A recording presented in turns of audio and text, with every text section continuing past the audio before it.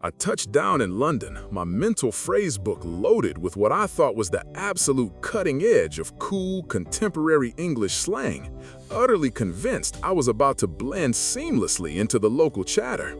What I actually received, repeatedly and without fail, were the most profoundly blank stares I've ever encountered. My journey into linguistic delusion began weeks before the flight. I'd spent hours meticulously researching online, watching countless YouTube compilations, absorbing every wicked, bear, peng, and bosh I could find. I was preparing not just for a trip, but for a cultural immersion, a verbal camouflage that would instantly elevate me from mere tourist to an honorary local. I genuinely believed these words were my passport to genuine connection, the secret handshake into British youth culture. I saw myself effortlessly dropping a "that's sick, bruv" into conversation, sparking nods of approval and instant camaraderie. It felt like I was learning a secret code, and the anticipation was electric. My first opportunity arose at Heathrow. A friendly baggage handler asked if I needed help with my suitcase. "Nah, I'm good, mate. Cheers," I replied. Then, with a confident nod, added, "It's all sorted, innit?" The man blinked. His eyes, already tired from a long shift, seemed to glaze over slightly, as if I'd just spoken in ancient Sumerian. He paused, then just smiled thinly and walked away. My grand linguistic debut had resulted in, at best, mild confusion. The "innit" I'd practiced so diligently, meant to convey a casual shared understanding, had landed with the subtle grace of a thrown brick. Undeterred, I pressed on.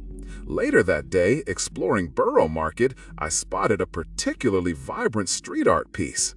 Eager to connect with a group of young people gathered nearby, I pointed and exclaimed, "Yo, that mural is absolutely bear sick."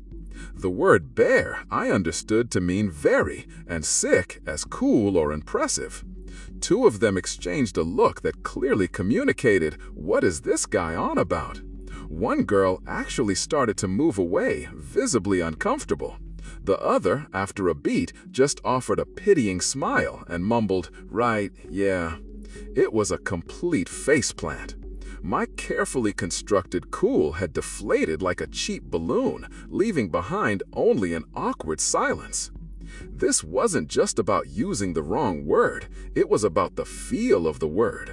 I was treating slang as a direct translation, a simple swap out for "very good" or "isn't it?" But it's never that simple, is it? These aren't just vocabulary items, they are social cues, markers of identity, age, region, and subculture. They carry a weight, a nuance, and a shared history that you can't just download from the internet. My attempts were like trying to perform a complex dance move after only watching a slow-motion video. The individual steps were there, but the rhythm, the flow, the soul was entirely missing. I tried a few more, each met with the same befuddlement. "That's proper decent, innit?" I chirped at a barista about my coffee. He nodded mechanically. "You fancy a quick chin wag?" I asked a friendly-looking tourist who had paused at the same museum exhibit as me, hoping to sound approachable and British. They looked genuinely startled, like I'd just proposed something vaguely illicit. The harder I tried to integrate, the more I stood out. It was a stark, humbling lesson that language, especially its informal corners, isn't something you simply bolt on. It grows organically from shared experience. This journey of awkward miscommunication made me reflect on my own language. How would I react if someone from another country tried to use some deeply specific, perhaps even outdated American slang with me? Say, someone trying to say groovy or rad in earnest today. I'd probably smile, maybe chuckle inwardly, but I wouldn't feel a natural connection. This journey of awkward miscommunication made me reflect on my own language. How would I react if someone from another country tried to use some deeply specific, perhaps even outdated American slang with me? Say, someone trying to say groovy or rad in earnest today. I'd probably smile, maybe chuckle inwardly, but I wouldn't feel a natural connection. It would feel foreign, an attempt at something that wasn't quite them. That's exactly how I was coming across. The language wasn't the problem, my approach to it was. The real breakthrough came not from speaking, but from listening. I started paying close attention to how people actually spoke.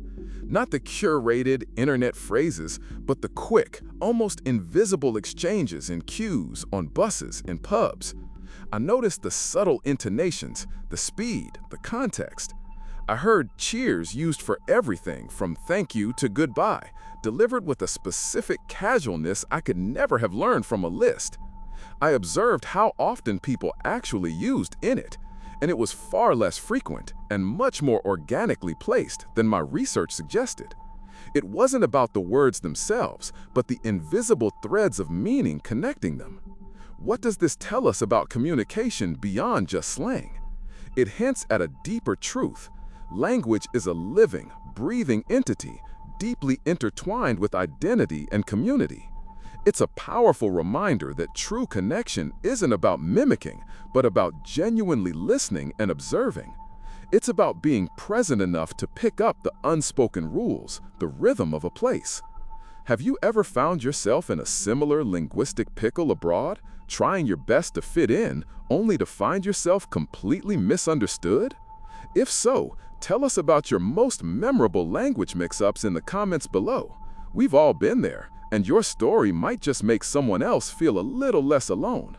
I eventually learned to appreciate the slang I heard, not as a lexicon to acquire, but as a window into the vibrant, dynamic culture of the place. I stopped trying to force it and started just enjoying the rich tapestry of British English in all its forms.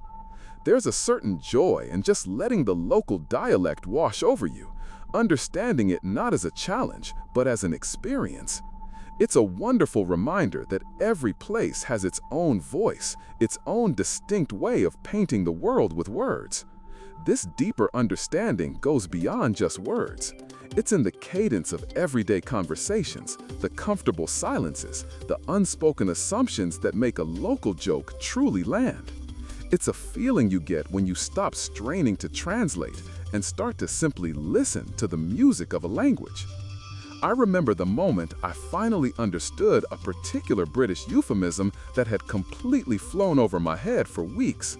It wasn't just knowing the definition, but grasping the shared cultural experience behind it, the subtle irony, the way it subtly shaped social interactions.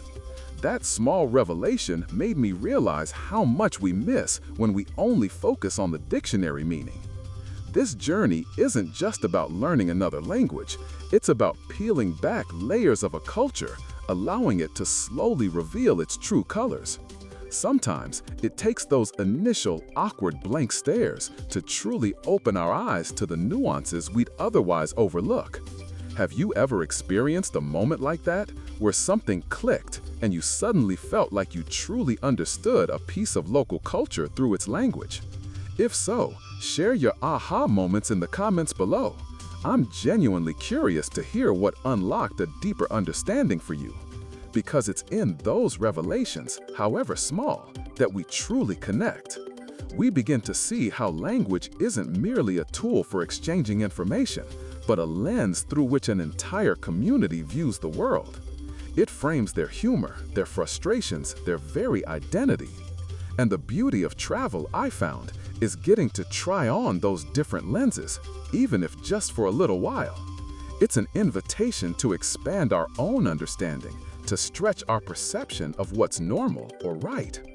This whole experience, from the initial fumbles to the quiet moments of clarity, is a testament to the incredible richness that lies just beyond our comfort zones. If you've ever embarked on a similar adventure, grappling with a new language and culture, consider giving this video a thumbs up. It helps us know these stories resonate. The biggest lesson wasn't about what words to use, but how to approach the learning itself. It taught me humility, the importance of observation, and the profound difference between knowing a word and truly understanding its place in the world. Next time you're prepping for a trip, instead of memorizing slang, try cultivating curiosity. Open your ears, not just your dictionary. It's a much more rewarding way to connect with a place and its people. If you're enjoying these linguistic insights and travel adventures and want to keep exploring the hidden layers of language, don't forget to subscribe to Layover Lingo. We've got plenty more stories from the crossroads of travel and language. So, while my cool English slang initially earned me nothing but blank stares, it eventually led me to a much deeper, more authentic understanding of language and cultural connection. And that, I'd say, is actually pretty wicked.